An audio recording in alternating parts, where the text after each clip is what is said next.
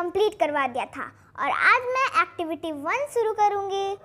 तो इसमें क्या है, take 1 cup of wheat flour, मतलब 1 कप गेहूं का आटा लीजिए, 1 टीस्पून यीस्ट पाउडर लीजिए। यीस्ट पाउडर जो मैंने आपको यीस्ट फंजाई बताया था ना, यीस्ट इज ए फंजाई, तो वो वाला फंजाई का पाउडर लीजिए, ठीक है, 1 चम्मच। फिर 1 चुटकी नमक लीजिए, कुछ पानी लीजिए। अब उसे अच्छे से मिला दीजिए और एक सॉफ्ट डो बन जाएगा, ठीक है। अगर आपसे ये ना हो पाए तो अपने मदर की हेल्प से आप इस डो को बना सकते हो, इस सॉफ्ट डो को बना सकते हो, ठीक है। अब इस सॉफ्ट डो को कुछ घंटों के लिए छोड़ दो, ठीक है। ऑब्जर्व करो क्या होता है।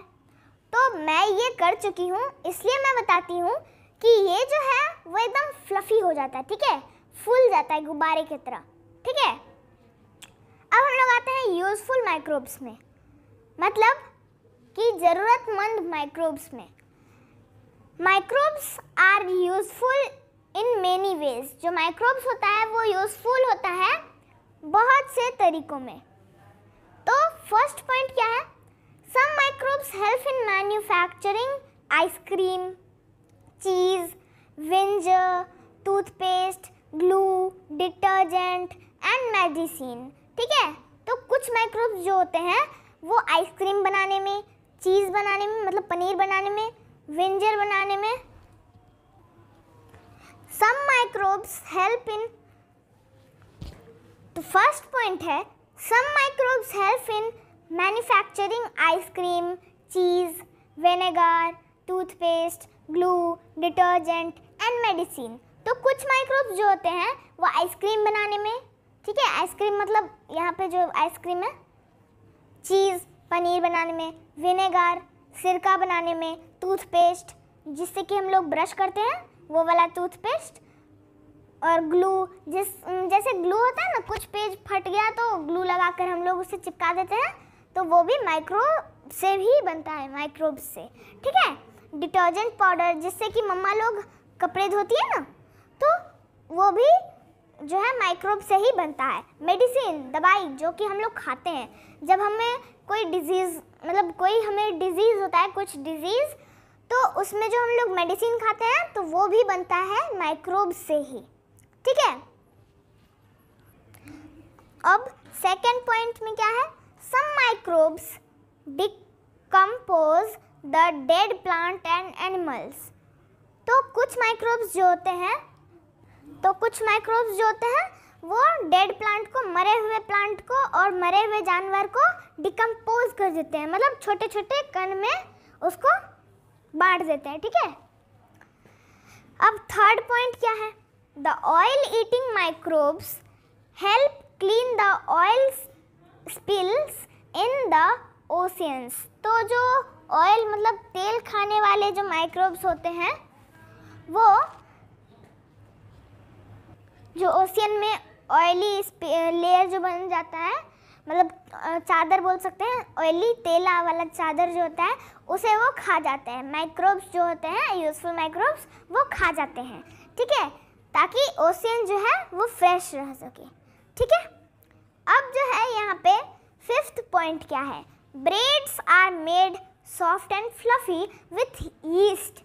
तो यहाँ पे ब्रेड बोल रहा है, ब्रेड जो है वो किस चीज़ से बनता है, सॉफ्ट और फ्लफी क्यों बनता है, यीस्ट के बदौलत, ठीक है, यीस्ट की बदौलत बनता है। तो यीस्ट भी एक माइक्रोब्स ही है क्योंकि यीस्ट जो है वो फंजाई है, ठीक है। अब हम लोग आते हैं 6 नंबर के पॉइंट पे, bacteria convert milk into curd, ठीक है। बैक्टीरिया जो होते हैं वो मिल्क को कर्ड में कन्वर्ट कर देते हैं, ठीक है। द थिकर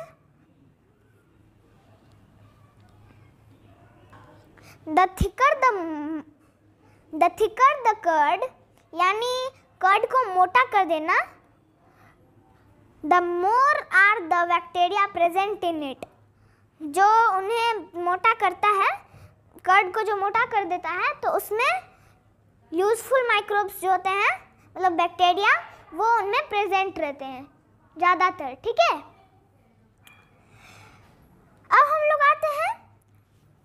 7th नंबर के पॉइंट में, ठीक है। अब हम लोग आते हैं 6 नंबर के पॉइंट में। अब हम लोग आते हैं नेक्स्ट पॉइंट पे, ठीक है। इसमें क्या है, some bacteria are even present in our intestines. तो कुछ यूजफुल बैक्टीरिया जो होते हैं वो हमारे इंटेस्टाइन में, मतलब आंत में प्रेजेंट होते हैं, मतलब पाए जाते हैं, ठीक है। They are useful for digestion of food. तो वो हमारे भोजन को पचाने में मदद करते हैं, ठीक है। अब हम लोग आते हैं चेक पॉइंट में, ठीक है। चेक पॉइंट 1, से यस और नो। आपको यस बोलना है और नो बोलना है। अगर जो सेंटेंस है वो सही हो तो आपको यस बोलना है, अगर सेंटेंस गलत हो तो आपको नो बोलना है। फर्स्ट में क्या है, a microscope show the enlarge image of microbes. तो इसका क्या होगा, इसका हो जाएगा यस, क्योंकि जो माइक्रोस्कोप होता है वो छोटे से छोटे चीज़ों को बड़ा करके दिखाता है, ठीक है। तो इसका यस हो जाएगा। अब 2 नंबर में क्या है, all bacteria are harmful to अस।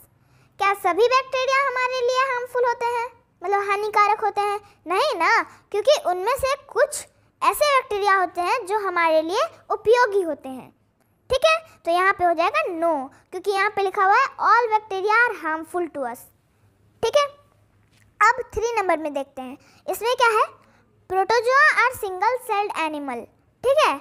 तो एनिमल है प्रोटोजोआ, वहाँ पे लिखा हुआ था, यहाँ देखिए यहाँ पे लिखा हुआ है कि they are classified as animal, और यहाँ पे ये भी लिखा हुआ है they are single celled organism, मतलब कि वो सिंगल सेल से बने हुए हैं, एक सेल से, और वो एनिमल के कैटेगरी में भी आते हैं। तो यहाँ पे हो जाएगा यस, ठीक है। अब हम लोग आते हैं हार्मफुल माइक्रोब्स में, ठीक है। अब इसमें क्या है, many microbes are harmful to us. अधिकतर माइक्रोब्स जो होते हैं वो हमारे लिए हानिकारक होते हैं। The harmful microbes are called germs. हानिकारक माइक्रोब्स को हम लोग क्या बोलते हैं, जर्म्स बोलते हैं, ठीक है। They cause many diseases. तो वो अधिकतर डिजीज फैलाते हैं, ठीक है। Germs enter our body in different ways such as. जो जर्म्स होते हैं वो हमारे बॉडी में अलग अलग तरीके से आ जाते हैं, जैसे कि first point, breathing in dirty air having germs. अगर हम लोग किसी गंदे एयर में, किसी गंदे, मतलब जैसे पॉल्यूशन होता है ना, एयर पॉल्यूशन, जैसे व्हीकल से जो धुआं निकल रहा होता है, उसे अगर हम लोग सूंघ लें तो वो हम लोग को हार्मफुल, मतलब जर्म्स, उससे हम लोग को जर्म्स हो जाता है, मतलब कोई डिजीज फैल जाता है, ठीक है, हार्मफुल डिजीज।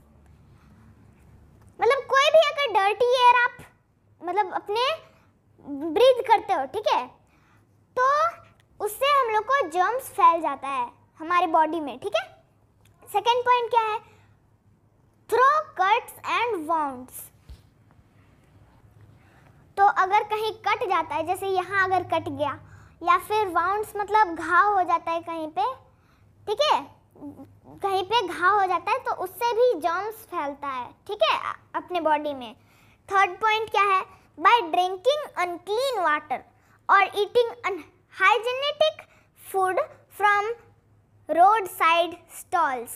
जैसे कि हम लोगों ने डर्टी वाटर पी लिया, मतलब प्योर वाटर नहीं पिया, फ्रेश वाटर नहीं पिया, मतलब गंदा पानी जो जैसे हम लोग बोलते हैं वो अगर पी लिया, और या फिर अनहाइजीनिक क्या होता है, मतलब अनहाइजीनिक क्या होता है, न्यू वर्ड्स में यहाँ पे दिया हुआ है अनहाइजीनिक फूड, अनहेल्दी फूड, मतलब जो कि हमारे हेल्थ के लिए अच्छा नहीं होता है, वो वाला भोजन अगर उसे भी हम लोगों ने खा लिया रोड साइड के स्टॉल से, मतलब रोड साइड में जो स्टॉल होता है ना, मतलब दुकान सब लगा रहता है, उससे अगर हम लोग खा लेते हैं तो हम लोग को उससे भी डिजीज फैल जाता है, ठीक है। अब यहाँ पे जर्म्स भी दिया हुआ है, हार्मफुल माइक्रोब्स। तो जर्म्स तो सिंपल सा वर्ड है, यहाँ पे दिया भी हुआ है कि germs is called harmful microbes, ठीक है। तो अब हम लोग आते हैं फोर्थ पॉइंट में, इसमें क्या है, through the bytes of an infected animal. तो जो इन्फेक्टेड एनिमल होता है, एनिमल भी इन्फेक्टेड होते हैं, ठीक है।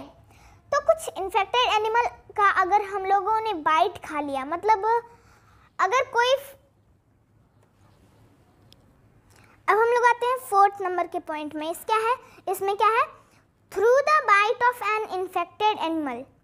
तो जैसे कोई जानवर है और वो इन्फेक्टेड है, ठीक है, जिसे बीमारी है, कोई भी बीमारी, और अगर वो हमें काट लिया तो हमें भी वो बीमारी फैल सकता है। जैसे इन्फेक्टेड डॉग है, अगर उसे कोई भी तरीके का बीमारी हो और उसने हमें ऐसे करके काट लिया तो हमें भी वो बीमारी फैल सकता है, ठीक है। अब हम लोग आते हैं प्रोटेक्शन फ्रॉम हार्मफुल माइक्रोब्स में, ठीक है। तो इसका मतलब क्या होता है, ये मैंने आपको यहाँ पे बताया था, यहाँ पे यू विल लर्न में, कि हार्मफुल माइक्रोब्स जो होते हैं उनसे प्रोटेक्शन हम लोग कैसे कर सकते हैं अपना, ठीक है। To keep our self fit and healthy we need to protect our self from harmful microbes. अपने बॉडी को फिट और हेल्दी रखने के लिए हम अपने आप को हार्मफुल माइक्रोब से जो है वो प्रोटेक्ट कर सकते हैं, ठीक है।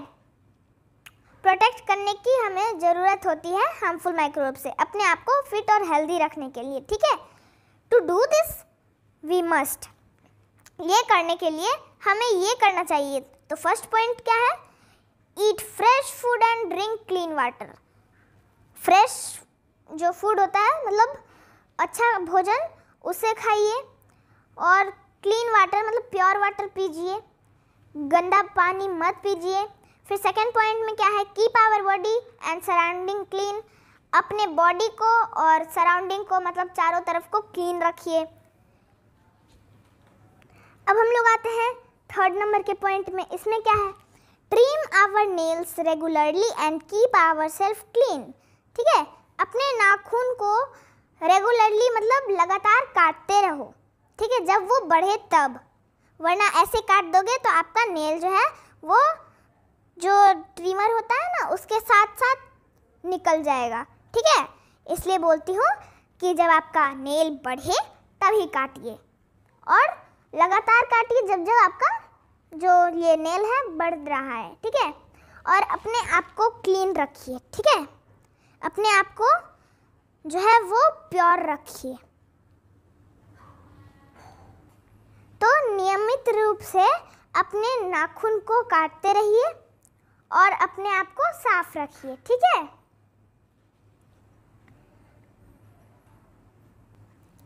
अब हम लोग आते हैं 4th नंबर के, अब हम लोग आते हैं 4 नंबर के पॉइंट में। इसमें क्या है, wash our hands before and after meal. तो खाने के बाद और खाने के पहले हाथ धोते रहिए, मतलब हाथ धोइए, ठीक है।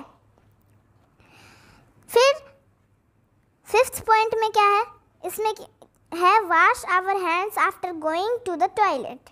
तो टॉयलेट जाने के बाद अपने हाथ को धोइए, ठीक है। उसके बाद फिर यहाँ पे क्या है,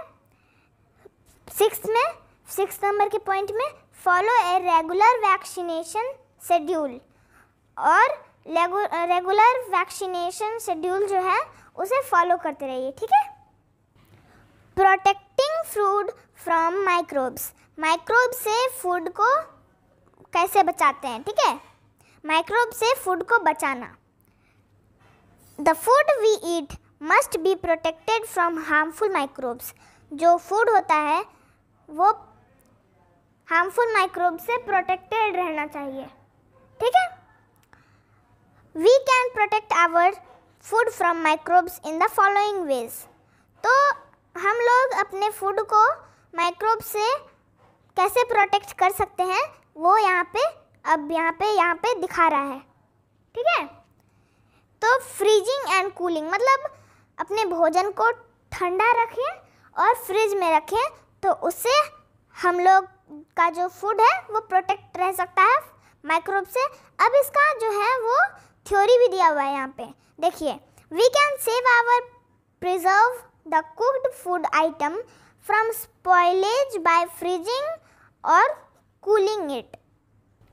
हम लोग अपने फूड को बचा सकते हैं कैसे? तो अपने जो फूड आइटम है अपना उसे फ्रिज में रख देंगे और तो ये बच जाएगा, और अगर हम लोग उसे ठंडे जगह पे रख देंगे तब भी ये बच जाएगा। ठीक है, अब यहाँ पे एक्टिविटी 2 है। ठीक है, अब एक्टिविटी 2 में क्या है? Ask your mother why she keep food in the refrigerator. अपने मम्मा से पूछिए कि वो फूड आइटम को फ्रिज में क्यों रखती है। You can eat refrigerated food even after 2 days। जो रेफ्रिजरेटेड फूड होता है वो तुम 2 दिन बाद भी खा सकते हो। Can you leave the cooked vegetable without refrigeration and still find it good after 2 days। क्या तुम वेजिटेबल को मतलब पके हुए वेजिटेबल को छोड़ सकते हो बिना रेफ्रिजरेट किए हुए उसे छोड़ सकते हो, और कुछ मतलब 2 दिन बाद उसे वो खाने में अच्छा लगेगा?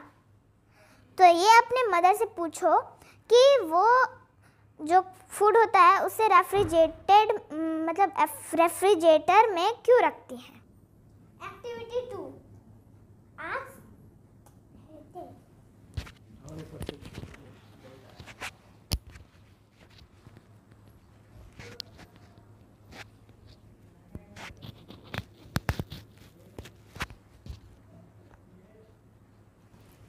Ask your mother why she keeps food in the refrigerator। तो अपने मदर से पूछिए कि वो फूड को मतलब भोजन को रेफ्रिजरेटर में क्यों रखती है। You can eat refrigerated food even after 2 days।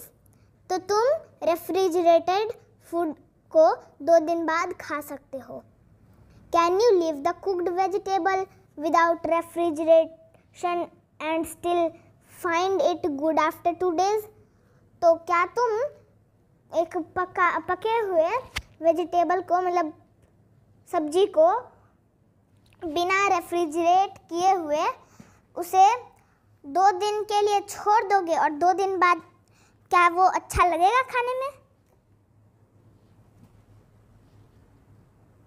नहीं, इसलिए हमारी मदर जो है वो अपने मतलब वो भोजन को रेफ्रिजरेट करती है। ठीक है, food can stay safe in A refrigerator for many days because low temperature slows down the growth of microbes. तो जो फूड होता है वो रेफ्रिजरेटर में सेफ रह सकता है बहुत दिन तक। ठीक है, क्योंकि जो टेम्परेचर होता है वो लो होता है और स्लो होता है माइक्रोब्स को बढ़ने के लिए।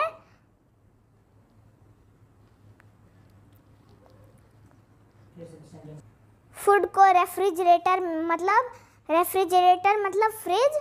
तो फूड को फ्रिज में इसलिए बहुत दिन तक रखा जा सकता है क्योंकि उसमें लो टेम्परेचर होता है और उसी लो टेम्परेचर के कारण जो माइक्रोब्स होता है वो ग्रो नहीं कर पाता है। तो एक और तरीका होता है अपने फूड को मतलब भोजन को प्रिवेंट करने के लिए मतलब बचाने के लिए, हीटिंग। तो हीटिंग मतलब उसे पकाना। Microbes can not grow in very hot surroundings. तो बहुत ही गर्म मतलब वातावरण में माइक्रोब्स नहीं ग्रो कर पाते हैं। ठीक है, they die at high temperature. तो जो माइक्रोब्स होते हैं वो मर जाते हैं हाई टेम्परेचर में। So milk and water are boiled to kill the harmful microbes present in them. तो मिल्क मतलब दूध और पानी जो है उसे बॉयल इसलिए किया जाता है ताकि उसके अंदर का जो हार्मफुल माइक्रोब्स है मतलब हानिकारक माइक्रोब्स है जो उसमें पाया जा रहा है उसे मार सके। ठीक है, एक और तरीका होता है अपने फूड को बचाने का, डिहाइड्रेशन। ठीक है, तो डिहाइड्रेशन क्या हो गया? Removal of water from any substance is called dehydration. किसी भी सब्सटेंस से पानी को हटा देना उसे ही हम लोग डिहाइड्रेशन कहते हैं, ठीक है। Dehydration of food is commonly carried out in an oven और by keeping it in the sun, ठीक है। तो डिहाइड्रेशन ऑफ फूड मतलब फूड का जो डिहाइड्रेशन होता है वो कॉमनली कैरी किया जाता है उसे सन में मतलब धूप में रखने के बाद, ठीक है। क्योंकि डिहाइड्रेशन मतलब होता है सुखाना, किसी भी फूड को सुखाना, ठीक है। It does not allow microbes to grow, वो माइक्रोब्स को बढ़ने नहीं देता है। Many pulses, fishes, herbs and spices are dried food storing them for long period, ठीक है। अधिकतर पल्स मतलब दाल, फिर भात, दाल, फिर मछली, फिर हर्ब्स, स्पाइसेस, तो ये सब जो होता है वो सुखाने के बाद जो है उसे लंबे समय तक आप रख सकते हैं, ठीक है। और एक और तरीका होता है फूड को बचाने का, कैनिंग, ठीक है। Sealing foods in air tight tins और cans is also a method of protecting food from microbes.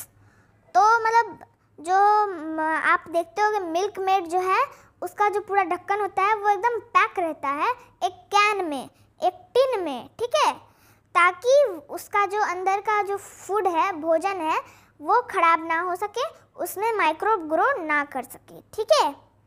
इसलिए उसे एकदम अच्छे से पैक कर दिया जाता है, सील कर दिया जाता है, ठीक है। साल्टिंग एंड स्वीटिंग ये भी एक मेथड है माइक्रोब नहीं ग्रो करे उसका और अपने फूड को बचाने का, ये भी एक मेथड है। Too much of salt and sugar in food does not allow the microbes to grow in them. बहुत ज़्यादा नमक और बहुत ज़्यादा जो चीनी होता है वो फूड में माइक्रोब्स ग्रो करने को अलाउ नहीं करता है, ठीक है। Therefore, many fruits and vegetables are preserved in the form of jams and pickles. इसलिए अधिकतर फ्रूट्स और वेजिटेबल्स जो होते हैं उन्हें किस तरीके से बचाया जा सकता है, जैम्स, उनका जैम्स और पिकल्स बना के। तो पिकल्स मतलब अचार होता है और अचार में नमक ज़्यादा पड़ता है। जैम्स मतलब सॉस हो गया, सॉसी का टाइप हो गया, तो सॉस में शुगर जो होता है वो ज़्यादा होता है।